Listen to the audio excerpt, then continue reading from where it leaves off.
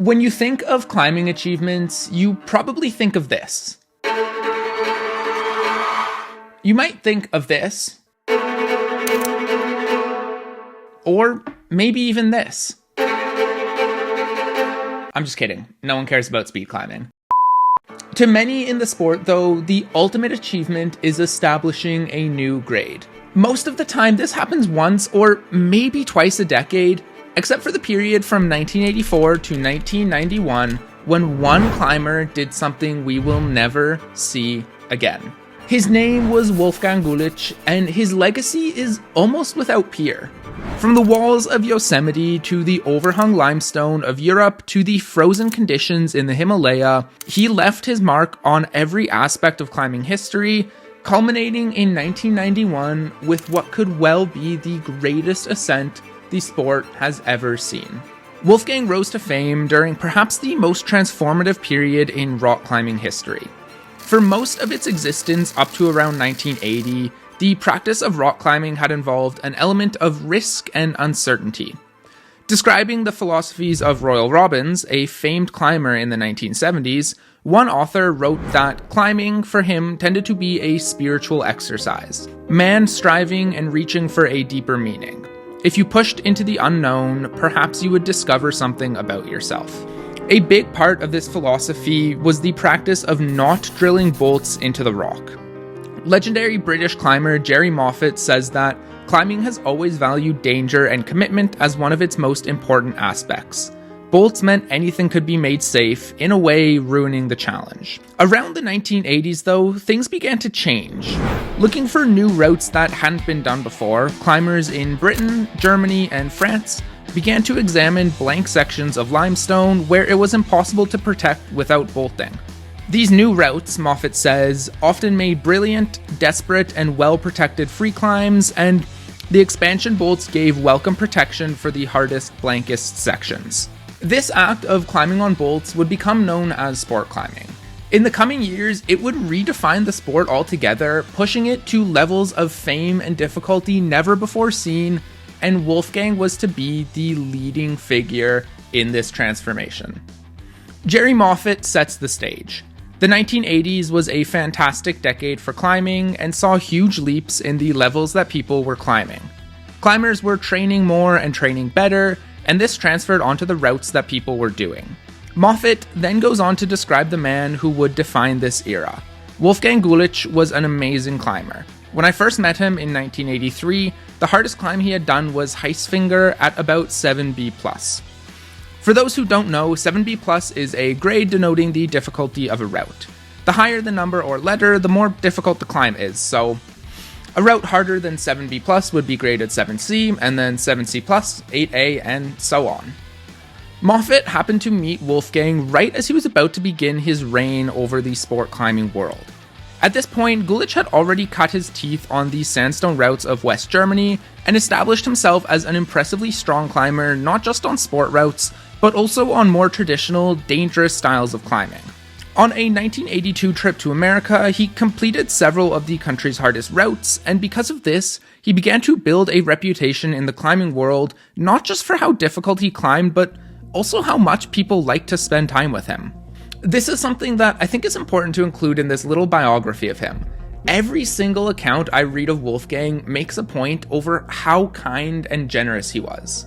His biography reads, "He remains one of the greatest idols for climbers all over the world, not only for the impressive ascents of his new and hard sport routes, but also for his generosity and humility as a man." Jerry Moffat adds, "He was very friendly and had a really modest, gentle manner." Still, Wolfgang didn't become famous for his friendly demeanor. It was in 1984 when he made his first major impact on the climbing world. Using a technique called red pointing, which essentially just means the climber has to climb the entire route without resting on their rope, Wolfgang sent the route Kanal im Rücken, grading it 8B, making it the first ever 8B in the world. I want to stop to highlight just how big of a deal this is on its own. For most climbers, being the first to establish a single new grade would be a defining career achievement. If you look at the list of first ascensionists of a certain grade, it's filled with names like Adam Ondra, Chris Sharma, Alex Huber. These guys are legends of the sport, and establishing that new grade is often considered one of their seminal achievements. So, Kanal im Rücken was a big deal for Wolfgang. While he probably wouldn't have been considered the best climber in the world at 1984, it sent a message. This young up-and-comer was ready to be in the conversation, and it would only take him a year until he pushed it even farther. Before that, a quick word from today's sponsor, Manscaped. Fellas, every time we do a video on Alex Honnold, we get comments about his big brass balls. If you want people to be impressed by your balls, Manscaped is here to help. Anyone who's ever tried to fit gear in a dirty crack knows how annoying it is when things get overgrown, but Manscaped has the tools to help you keep tidy. The Weed Whacker 4.0 is perfect for this with its proprietary skin-safe technology, adaptable heads, and an integrated LED light. Combine it with the rest of the performance package for all of your grooming needs. Santa cares about a sack, and so should you. With the holidays coming up, go to manscaped.com/climberscrag for 20% off plus free shipping. In the early 1980s, Swiss climber Martin Schiel bolted a route on a technical, slightly overhung face of Australian quartzite. Schiel tried the route repeatedly over 3 summers but was unable to successfully ascend it, and it gained a bit of notoriety for its alleged difficulty.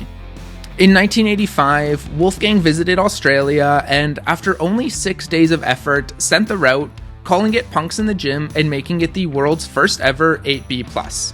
For the second time in 2 years, Wolfgang had established a new grade. Now, I want to stop again and emphasize just how crazy this is. For reference, this is Chris Sharma. He's considered one of the best sport climbers ever.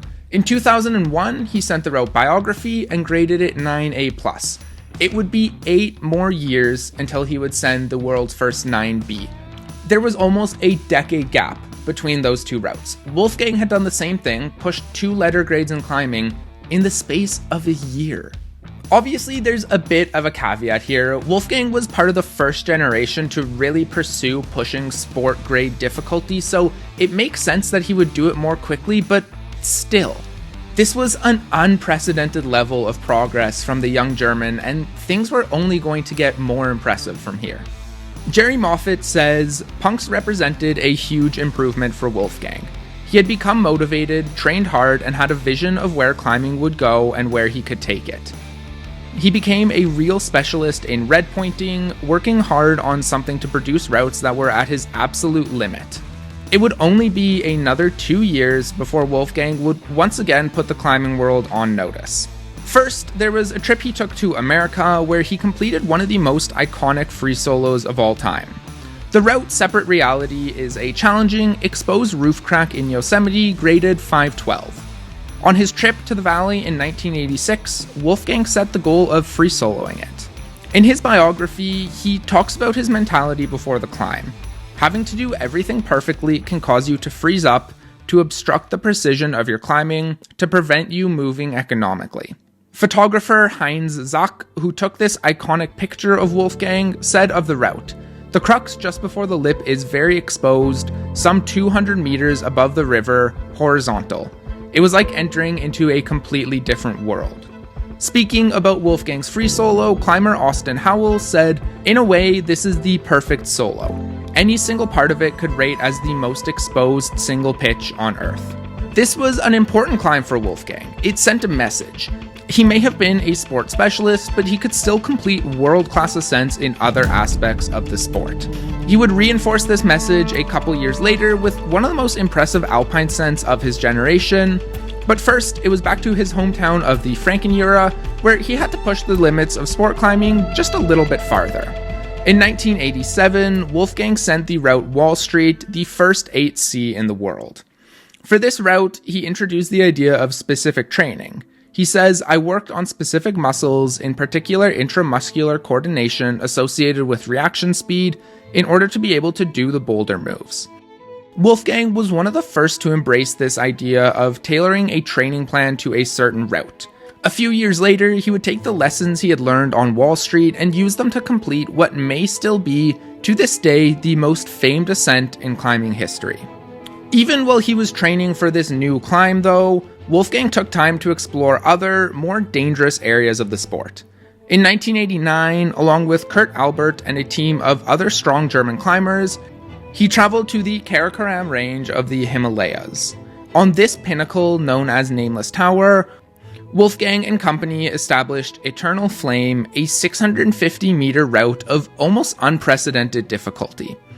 At an elevation of 6,000 meters, facing prohibitive weather conditions combined with the extreme difficulties at altitude, the team drove a line up this blank face at a difficulty of 7B+, A2, grade 6. Planet Mountain says that the route pioneered new difficulties in Himalayan climbing and indicated what could be achieved in the future. Eternal Flame still stands today as one of that period's defining alpine routes, but Wolfgang's legacy would really be cemented a couple of years later when he found something new in the Franken era.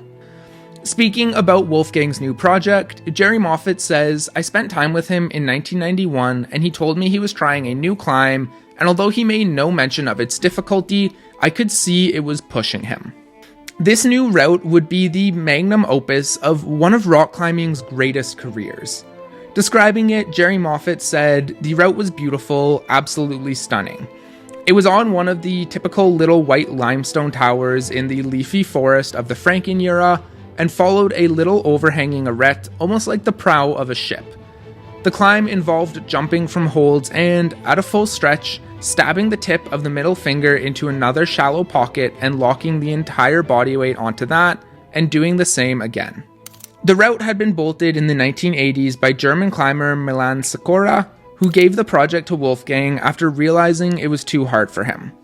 In 1991, Wolfgang sent the route, calling it Action Direct and making it the world's first ever 9A.